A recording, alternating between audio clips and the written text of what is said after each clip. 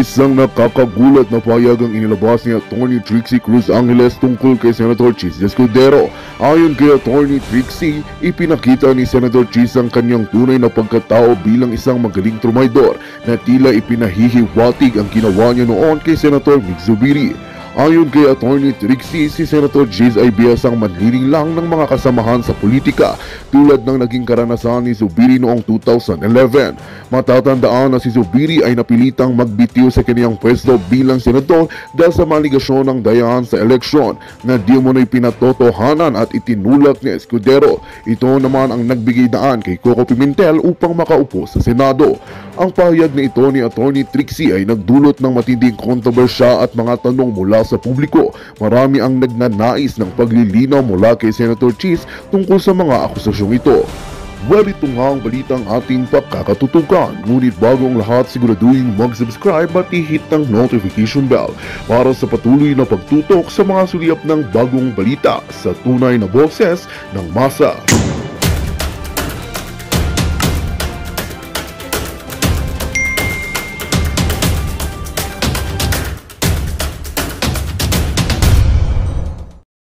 Naunahang na-appoint na press secretary ng Pangulo ng Bansa at siya po ay umalis na rin sa administrasyon na ito. Atty. Trixie, welcome back sa Pilipinas Nating Mahal. Maraming salamat for the time that you're spending with our program today. Magandang umaga. Kumusta po kayo? Okay naman po, Atty. Trixie, at natutuwa po tayo na makapanayam ka sa mahalagang usaping pampolitika at mga panglipunang kaganapan dito po sa Pilipinas Nating Mahal. Atty. Trixie, while we're waiting for the news na gusto nating ipakita para makapagbigay po kayo ng komentaryo,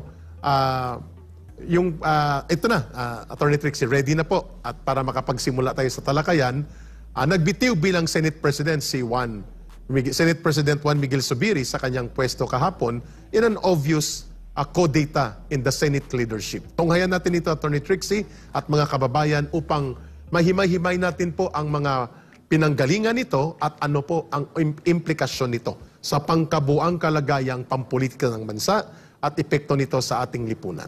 Tunghayan po natin ito. Sa pagharap sa isang press conference, bakas sa mukha ni Senator Mig Zubiri ang kalungkutan at ang sama ng loob matapos ang kanyang pagbaba sa pwesto bilang Senate President. Ayon sa kanya, ang nangyaring pagpapalit ng Senate leadership ay maaring dahil sa kanyang paninindigan para sa independence o pagsasarili ng Senado. Marami daw kasi ang tila nagalit sa hindi nito pagsunod sa utos para sa pagpapahinto sa Senate investigation sa PDEA leaks.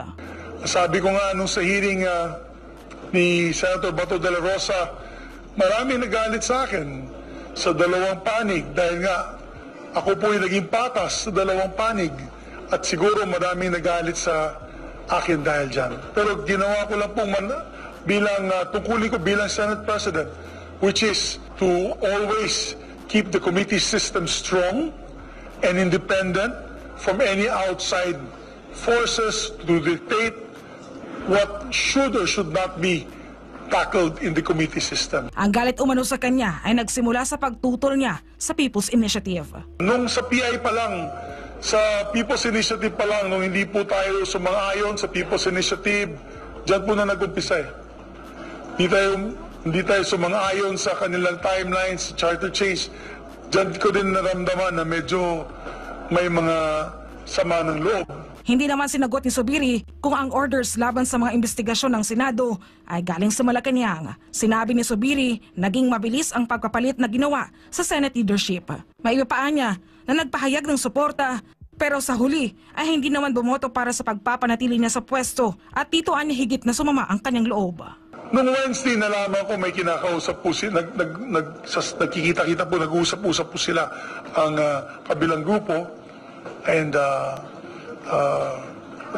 yun, nag-umpisa na po. So, nagbabantayan po kami ng weekend and medyo masama ang loob ko dahil meron pa mga nagte-text sa akin, we're with you, full support po kami. Kami po ay, 100% sa iyo. Wala pang isang araw, wala lang nagawa. Sinabi pa ni Zubiri na nakaka-stress at nakaka-pressure ang maging Senate President. Hiling-anya nito sa bagong Senate President na si Chis Escudero na hindi siya maapektuhan sa presyo sa Senado. Samantala, tiniyak naman ng bagong Senate President na hindi maiimpluwensyahan ang kanyang liderato kahit pa nga malapit siya kay Pangulong Bongbong Marcos. Malapit ako kay Pangulong Noynoy Aquino. Hindi kami nagkasundo sa maraming bagay dahil alam niya may trabaho ko bilang senador noong panahon yun. May trabaho din siya bilang Pangulo. Ganon din kay Pangulong Duterte mula nung mayor siya hanggang presidente. At sa totoo lang, ang pinakamalapit kong naging kaibigan na presidente ay si Pangulo Aquino. Malayo kumpara sa sino mang naging Pangulo pagkatapos niya, bago niya o ngayon. Saad nito, nalaman lamang niya na siya na ang Senate President matapos siyang makapanumpa. Tulad ng anumang eleksyon, hanggat hindi pa natatapos ang aktual na botohan at ikaw ay napoproklama, ika nga, hindi pa tapos ang anumang eleksyon. So nalaman ko, matapos kong sumumpa. Ayun. Attorney Trixie, wala nang paligoy-ligoy. Tinumbok ni Senate President, former Senate President, Mig Zubiri, na isang dahilan sa kanyang pagkakatanggal o sa nangyaring kudeta sa leadership niya sa Senado ay ang kanyang hindi pagsusunod sa mga utos ng powers that be. At alam natin kung sino yung powers that be, of course. Wala nang iba. Hindi naman siguro Diyos yun o sino pang mga hari-harian sa ibang mga bansa. Kundi dito yan sa ating bansa, ang Pangulo ng bansa at ang kanyang grupo. And then, sinabi niya rin ang pagpayag niya na hayaan ang paglarga ng investigasyon sa PDEA-Leaks at ang pagkontra niya sa charter change. Your take on this very sensitive na mga bagay na sinubukan ni Senate President Zubiri na harapin, pero ultimately, inilaglag na rin siya sa loob ng Senado sa maniobra at kumpas ng sinasabi niyang powers that be. Attorney Trixie. Well, ang tingin ko hindi ganun kadali basahin ang politika nito. Alam natin na ang parati naman maganda ang kung may kooperasyon ang legislature with Malacanang, with the executive. Dapat talaga ugnayan yung mga yan. A good politician, a good national leader, a good president would have a good relationship with his legislature nang sa gayon ipasa siya. Kasi mahirap yung hostile ang Kongreso doon sa executive. So hindi tayo nabibigla na ganito, no? Siguro nakakagulat lang na ganito ka-blatant yung politics. Pero pag tinignan mo, pag binasa mo yung party lines dito, hindi rin ganun kadali. Hindi natin halimbawa maaaring sabihin very clearly na this was about charter change. Naghihinala tayo, of course, no? Or is this about yung investigation ni Senator Bato? These were binanggit ito ni Senate President Zubiri. Sinabi ay former Senate President Zubiri, no, si Senator. Sinabi niya na nag-umpisa yan sa charter change, sa People's Initiative.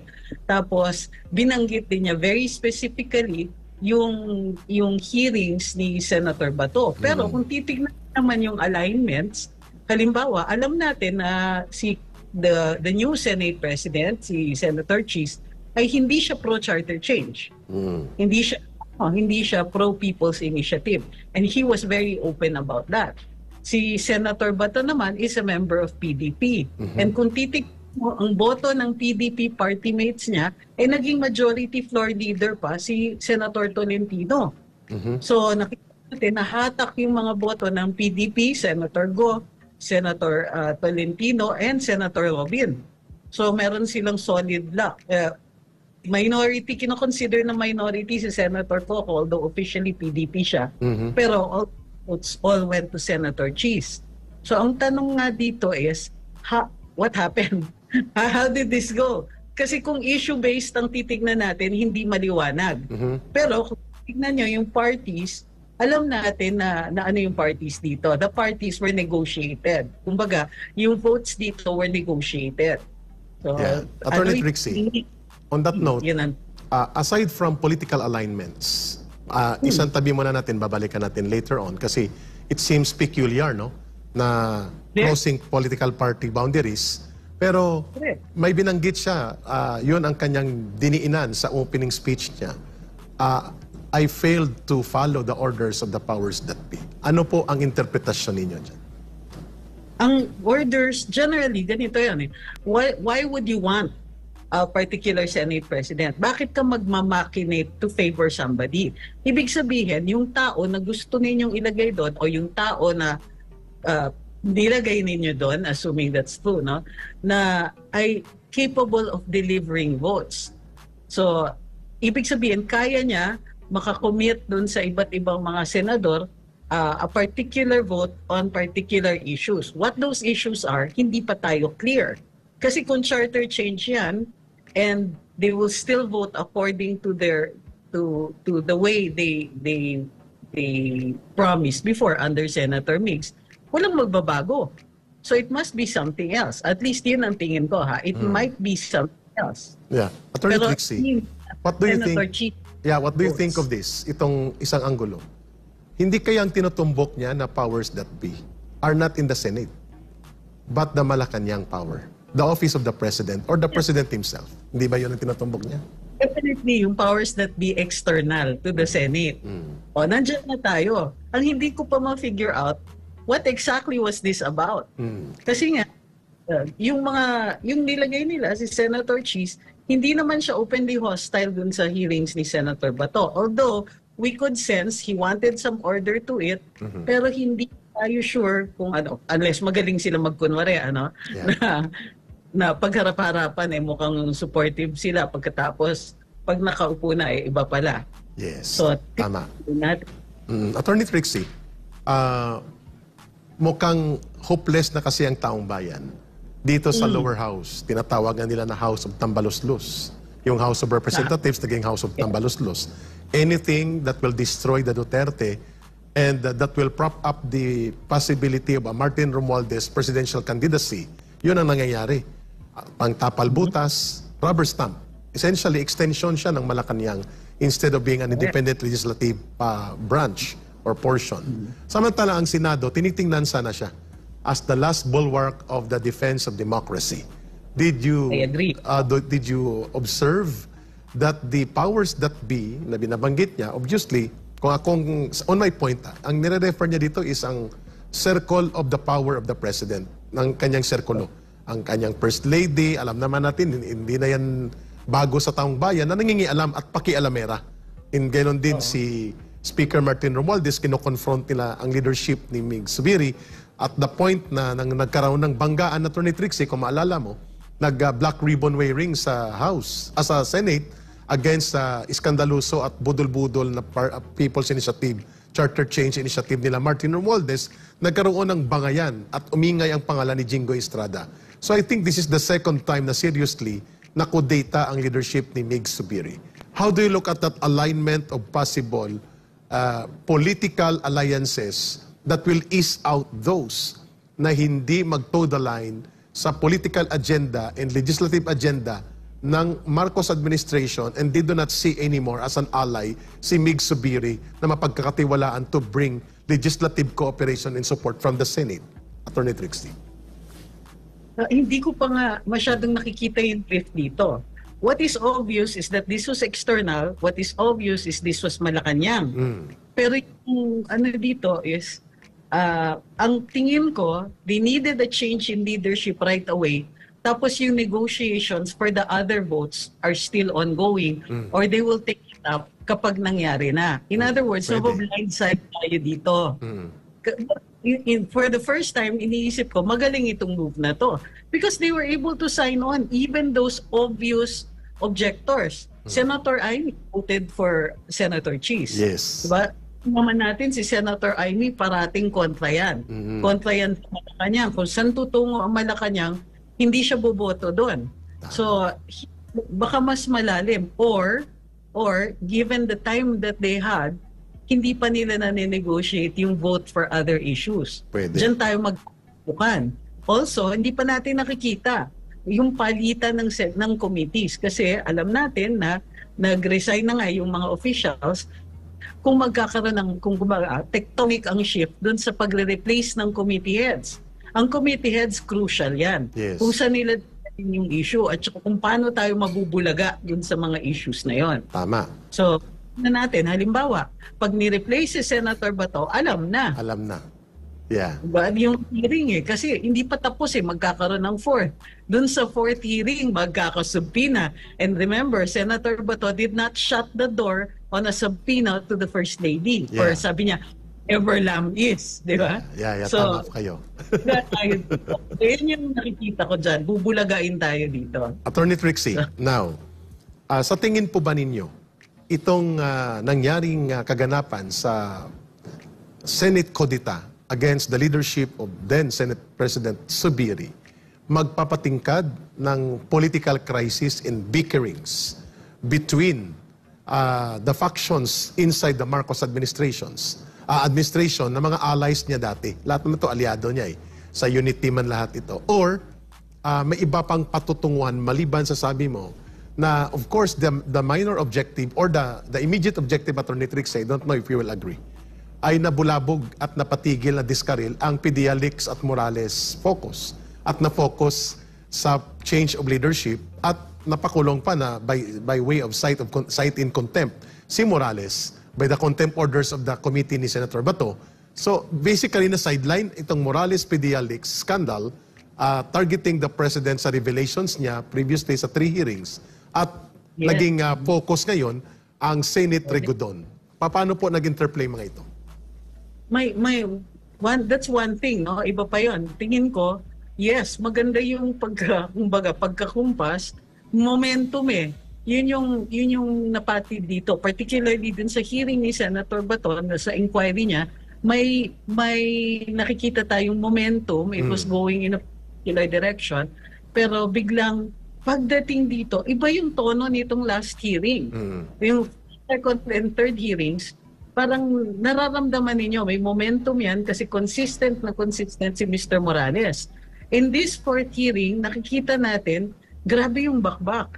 The issues weren't new, by the way. Itong nagkaroon lang ng document, pero matagal na pong sinasabi ni Senator Jinggoy Estrada itong issue na to. Bakit dito sa fourth hearing sila yung nag-gain ng momentum to the point na ito na nga, biglang na-detain si Mr. Morales. Now, he shouldn't have been. Yes. Ang basa ko he shouldn't have been kasi doon sa case sa Supreme Court, yung Lincoln Ong versus the Senate, sabi ng Korte Suprema, panalo doon mostly si Lincoln Ong at si Michael. Sabi ng Korte Suprema, kung i-detain ninyo as an exercise of your contempt powers, kailangan strict yung pagsunod ninyo sa due process. Yes. And hindi stricto yon. How are you going to observe due process? Ibig sabihin, bibigyan niyo siya ng pagkakataon na ma-explain niya yung sarili niya, bigay niya yung side niya, bago sila mag-decide na contemptible itong behavior na ito. So, ano charge ni Senator Jinggoy? Nagsisinungaling daw si Mr. Morales. Okay? So, he should have been given a chance. Walang ganun. Ang bilis Tama. Dapat dito, cause order. So, pwede naman immediately, sasabihin ni Senator Bato, Mr. Morales, you have to explain to the Senate, show us cause why you should not be cited in contempt. Very crucial yung point na yon. Hindi yun nagawa. Basta, I want to be cited in contempt. There being no objection, Mr. Morales is found in contempt. Sabi bigla ni Senator Jinggoy, baba nyo na yan. Kahit ako, nagulat ako, teka muna, ba't ang bilis? So pwede itong i-challenge actually sa Korte Suprema, assuming na hindi yan ma-overtaken by events. Tama. Do you think Senator Bato de la Rosa succumbed to pressure because he knows already in the early morning of Monday, that Mig Zubiri is no longer the Senate President by the hours to come, and his committee chairmanship may be on the line also.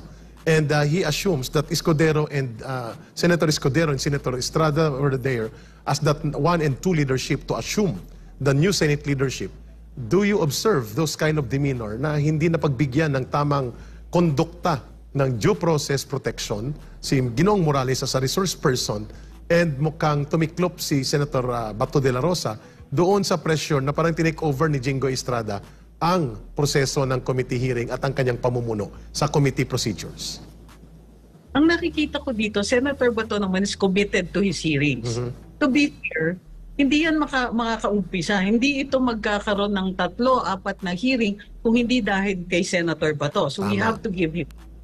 I think it was more, hindi siya assisted very well Kumbaga, unang-una nag-iisa siya.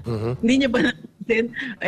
Yung ibang mga senador na pag-uupo dyan, alam mo, hindi sila sang-ayon. You get the impression, even if Senator Cheese appeared to be objective, maganda naman din kasi yung mga panayam niya, no? Pero, you get the impression na they wanted this over and done with. Tama. O tapusin, di ba? Para, o sige, tapos na to, and then mag-committee report na lang kayo. Yun yung impression. Every time may uupo na senador dyan, of any party, you keep getting the impression na si Senator Bato lang ang may gusto ng hearing na to, and all the other senators are trying to convince him na tigilan mo na yan. At umiiwas sila. Diba sinabi? Oo. Correct. Hindi naman niya yan. Nagrabe yung pressure sa kanya, daming kumakausap, di ba? Na meron, he was quoted as saying na ang daming kumakausap, ganyan.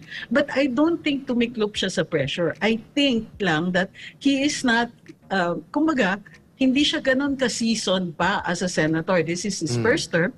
He's not a lawyer.